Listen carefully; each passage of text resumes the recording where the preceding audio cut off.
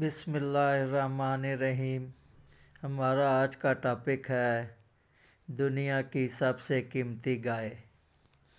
اس پورے مضمون کو قرآن مجید کی مقدس آیتوں میں اس طرح بیان کیا گیا ہے۔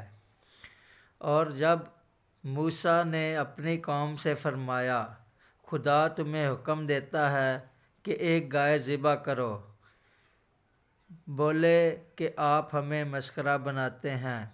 فرمایا، خدا کی پناہ کہ میں جاہلوں سے ہوں۔ بولے، اپنے رب سے دعا کیجئے کہ وہ ہمیں بتا دے گائے کیسی ہو۔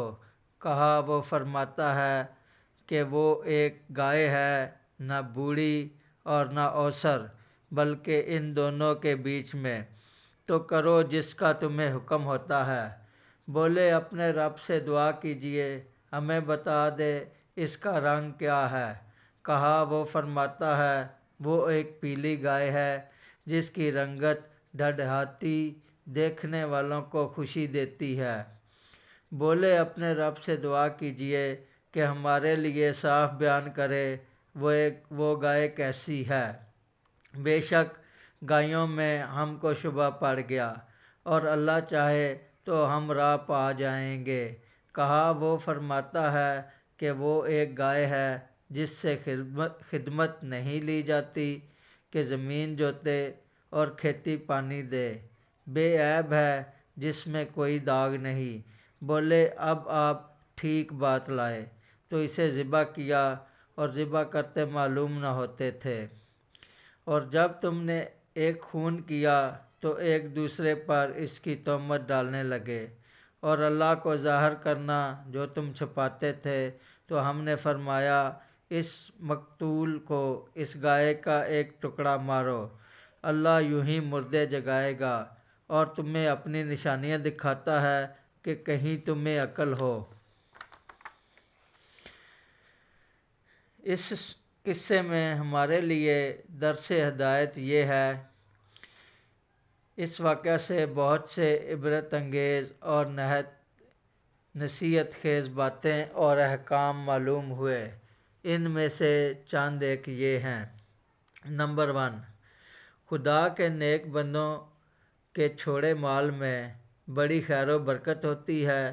یہ دیکھ لو کہ اس مرد صالح نے صرف ایک بچھیا چھوڑ کر وفات پائی تھی، مگر اللہ تعالیٰ نے اس میں اتنی برکت عطا فرمائی کہ ان کے وارثوں کو اس بچھیا کے ذریعے بے شمار دولت مل گئی۔ نمبر 2، اس مرد صالح نے اولاد پر شفقت کرتے ہوئے بچھیا کو اللہ تعالیٰ کی امانت میں سونپا تھا۔ تو اس سے معلوم ہوا کہ اولاد پر شفقت رکھنا اور اولاد کے لیے کچھ مال چھوڑ کر جانا، یہ اللہ والوں کا طریقہ ہے۔ نمبر 3، ماں باپ کی فرما برداری اور خدمت گزاری کرنے والوں کو خداوند کریم غیب سے بے شمار رزق کا سامان عطا فرما دیتا ہے۔ دیکھ لو کہ اس یتیم لڑکے کو ماں کی خدمت اور فرما برداری کی بدولت اللہ تعالیٰ نے کس قدر صاحب مال اور خوشحال بنا دیا۔ نمبر 4، خداوند قدوس کے احکامات میں بحث اور خرید کرنا مصیبتوں کا سبب ہوا کرتا ہے۔ دیکھ لو، بنی اسرائیل کو ایک گائے ذبح کرنے کا حکم ہوا تھا۔ وہ کوئی سی بھی ایک گائے ذبح کر دیتے تو فرض ادا ہو جاتا، مگر ان لوگوں نے جب بحث اور تکرار اور خرید شروع کر دی کہ کیسی گائے ہو، کیسا رنگ ہو، کتنی عمر ہو، تو مصیبت میں پڑ گئے کہ انہیں ایک ایسی گائے ذبح کرنی پڑی جو بالکل نایاب تھی۔ اس لیے اس کی قیمت اتنی زیادہ ادا کرنی پڑی کہ دنیا میں کسی گائے کی اتنی قیمت نہ ہوئی، نہ آئندہ ہونے کی امید ہے۔ نمبر 5، جو اپنا مال اللہ تعالیٰ کے سپرد فرما دے، اللہ تعالیٰ اس کے اہل و عیال کی ایسی پرورش فرماتا ہے کہ جس کو کوئی سوچ بھی نہیں سکتا۔